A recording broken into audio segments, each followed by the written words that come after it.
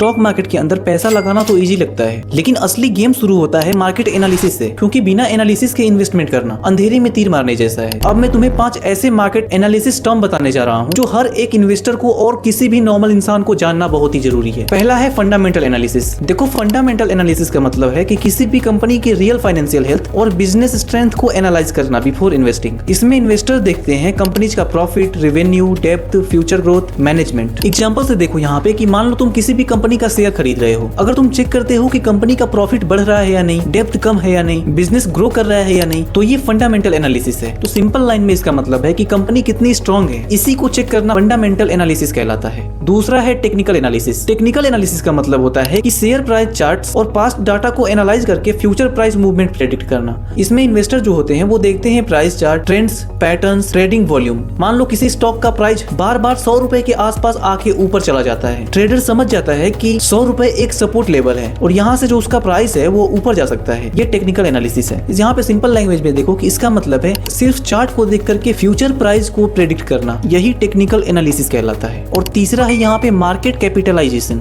Market capitalisation का मतलब होता है यहाँ पे कि स्टॉक मार्केट में किसी भी कंपनी की टोटल वैल्यू क्या है। इसका फॉर्मूला होता है market cap is equal to share price into total shares. Example देखो, मान लो किसी कंपनी का एक शेयर प्राइस 100 रुपए है, टोटल शेयर्स हैं इसके 10 लाख, तो market cap is equal to 100 रुपए into 10 lakh is equal to 10 crore. मतलब मार्केट के अकॉर्डिंग कंपनी की वैल्यू 10 करोड़ है। सिंपल लैंग्वेज में समझो, स्टॉक मार्केट में कंपनी की टोटल वैल्यू मार्केट कैपिटलाइजेशन कहलाता है।